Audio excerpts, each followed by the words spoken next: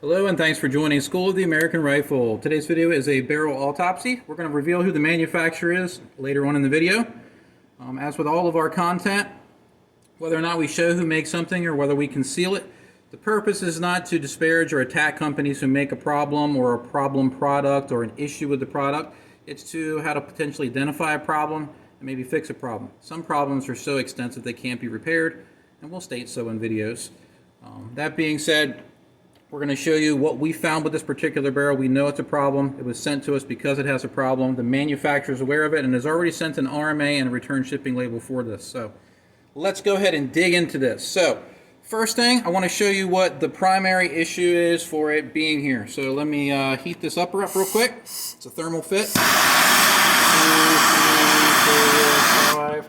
I want to try to keep the upper receiver under 275 degrees if possible. We're going to seat our barrel all the way in. You can see the index pin is locked into place. Now what we're going to do is we're going to put this pin gauge into the barrel. This is a .073 pin gauge.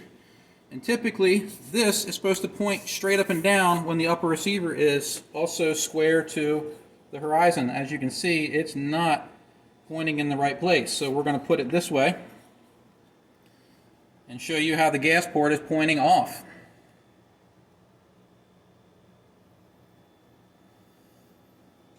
Now the owner did some summary checks. I believe he said he checked with the go headspace gauge to see if headspace was good. But let me heat this barrel back up and pull it out and see what we can identify as the cause besides it just being wrong. Got the barrel out.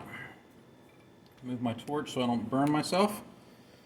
Alright, so first thing we should do is check headspace when you have a new barrel.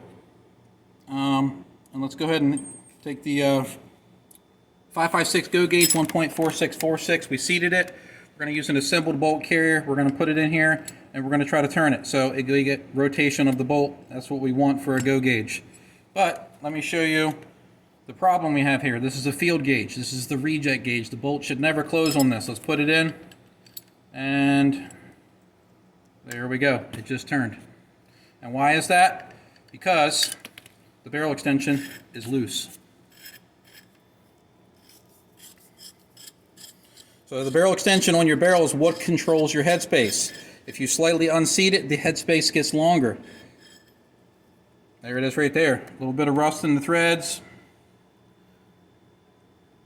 Now I can't say how this problem occurred. Typically when a barrel's manufactured, the barrel extension's installed, the index pin's installed, it's put into a fixture, and the last thing that is drilled is the gas port. Now the owner of this barrel used a jig, and he used it well, to put a dimple in his barrel. He has a set screw gas block, and he didn't realize the barrel had these issues until after he had already dimpled the barrel. He did a pretty good job here. He wanted to know what I thought of it, and I think he did a good job. He went a little bit deeper than I would normally recommend. You can see it started to drill a hole there. I normally teach students that they should use just the tip or the spade of the bit to make their dimple. Try not to drill an actual hole, and you can see it's slightly a hole. A couple scratches on the barrel there too, but that's pretty typical if you have an efficient contact seal between the gas block and the barrel's journal. But our extension is loose. That's why we have this issue. So some people watching would probably be like, well, why don't you just tighten it down and see what happens? The problem is this controls your headspace. So if we get this tight enough to where we pass headspace, it's more than likely going to cause the gas port to point in the wrong position.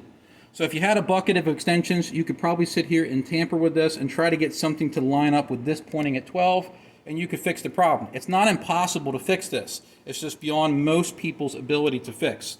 So the owner contacted Daniel Defense. Like I said, they are going to replace it, and that's who makes this. There we go. DD 556 NATO, and those are markings. So we were going to be a little funny. We're going to do like a Maury Povich reveal and put it in the envelope and say, you know, Daniel Defense, you are the father. Daniel Defense makes really good products. A recent video that we did where we replaced a fire damage gun. They donated a rail system, a quite expensive one, and a barrel on a gun that they really didn't have to warranty anything on. So I have to give them credit where credit's due.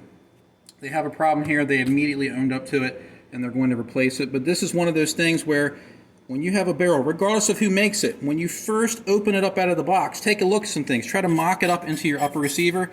One thing that I teach in classes too is to look at the gap right here. Now I couldn't see anything when the barrel was first sent to me, but sometimes you'll notice a daylight gap. I'm exaggerating here.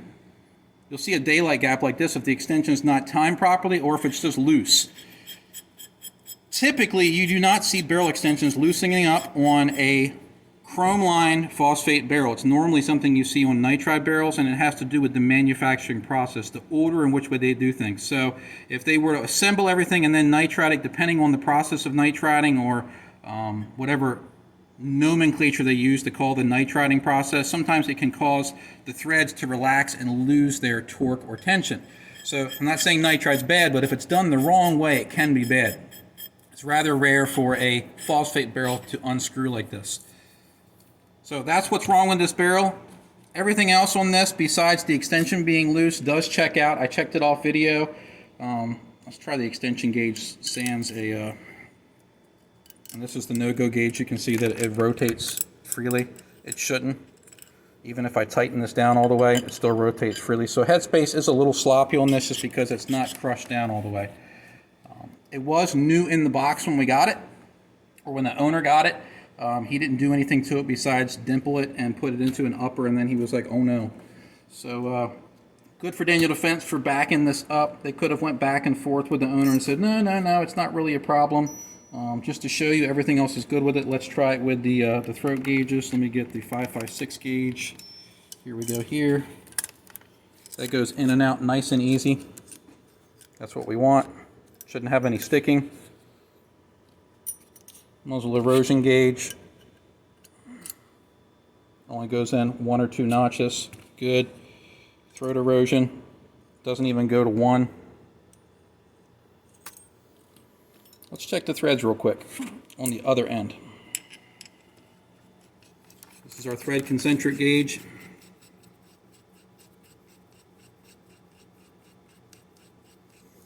Make sure it's seated all the way. Threads are perfect, or as close to perfect as you can get. This is checking for 0.004 or better of thread to bore run out. And then something that I normally do in my videos is we're going to check for magnetism. Let's see if the extension's magnetic. Why would that be important? Well, if you shoot steel case ammunition, every time that it's feeding ammo up into the gun, it can shave material from the projectile or the casing. You have little metal particulates floating around in the gun. If it gets stuck up in the extension, the bolt may not want to go into battery and rotate because there's so much metal debris in there. So, just something I wanted to throw into this video that we haven't shared before. Daniel Defense is stepping up. They're going to fix it. We're not going to mess with it, but the owner was willing to send it to us so they could share it with all of you. As always, I hope you found this video educational, and thanks for watching.